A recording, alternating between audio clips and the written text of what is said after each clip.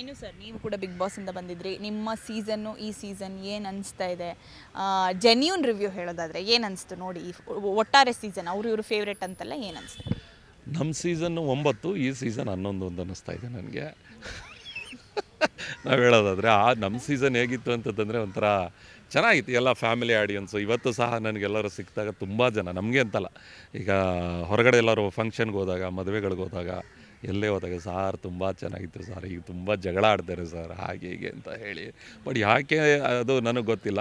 ನಮ್ಮದೊಂಥರ ಹೇಗೆ ಅಂದರೆ, ನಮಗೆ ಪರಮೇಶ್ವರ್ ಸರ್ ಇದ್ದರು, ತುಂಬ ಚೆನ್ನಾಗಿ ಸಿಚುವೇಶನ್ಸ್ಗಳನ್ನ ಹ್ಯಾಂಡ್ಲ್ ಮಾಡಿಸ್ತಾಯಿದ್ರು ಅಂತ ಅನ್ಕೋತೀವಿ. ಮತ್ತು ತುಂಬ ಚೆನ್ನಾಗಿ ನಾವು ಕಾಮಿಡಿ ಮಾಡಿದ್ರು ಸಖತ್ತಾಗಿ ಕಾಣಿಸ್ತಾಯಿತ್ತು.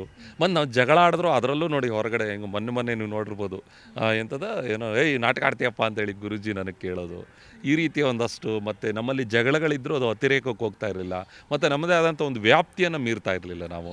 ಸೊ ಸ್ವಲ್ಪ ಈ ಸೀಸನ್ಲಿ ಏನಾಗ್ತಾ ಇದೆ ಅಂದರೆ, ನೀವೇ ನೋಡ್ತಾ ಇದ್ದೀರಲ್ಲಪ್ಪ, ನಾವೇನು ಹೇಳೋದು ಬೇಕಾ, ಎಲ್ಲರೂ ನೋಡ್ತಾ ಇದ್ದಾರೆ ಜನ. ಈ ಸಲ ನನ್ನ ಫೇವ್ರೇಟು ಸುದೀಪ್ ಸರ್. ಕಂಟೆಸ್ಟೆಂಟಲ್ಲಿ ಫೇವ್ರೇಟ್ ಅಂತ ಹೇಳೋದಕ್ಕಾಗಲ್ಲ ಮೇಡಮ್, ಎಲ್ಲರೂ ಚೆನ್ನಾಗಿದ್ದಾರೆ. ಚೆನ್ನಾಗಿ ಆಡ್ತಾ ಇರೋದನ್ನು ಗಮನಿಸಿದ್ರೆ ತ್ರಿವಿಕ್ರಮ್ ಅವರು ಚೆನ್ನಾಗಿ ಆಡ್ತಾ ಇದ್ದಾರೆ ಅಂತ ಅನ್ಕೋತೀನಿ. ತ್ರಿವಿಕ್ರಮ್, ಹನುಮಂತ, ಮಂಜಣ್ಣನು ಓಕೆ, ಒಂಥರ ಸ್ಟ್ರಾಟಜಿ. ಅವ್ರು ಹೆಂಗೆ ಅಂದರೆ, ಒಂದು ವಾರ ಹಿಂಗೆ ಕಾಣಿಸ್ತಾರೆ, ಒಂದು ವಾರ ಹಂಗೆ ಕಾಣಿಸ್ತಾರೆ. ಅಂದರೆ ಒಂದು ರೀತಿ ಅದು ಬೇಕು ಅನಿಸುತ್ತೆ ಬಿಗ್ ಬಾಸ್ಗೆ. ಒಂಥರ ಸ್ಟ್ರಾಟಜಿ ಚೆನ್ನಾಗಿದೆ ಅವ್ರದ್ದು, ಮಂಜಣ್ಣವ್ರದ್ದು. ಧನ್ರಾಜು ಸ್ವಲ್ಪ ಯಾಕೋ ಹೆದರ್ಕೋತಾ ಇದ್ದಾರೆ ಅವರು.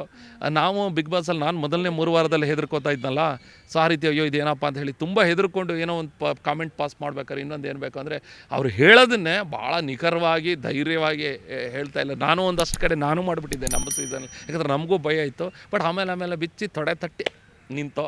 ಬಟ್ ಈಗ ಅವರು ಆ ವಿಚಾರದಲ್ಲಿ ಸ್ವಲ್ಪ ಎಚ್ಚೆತ್ಕೊಂಡ್ರೆ ಒಳ್ಳೆಯದು ಅಂತ ಅನ್ಕೋತೀನಿ.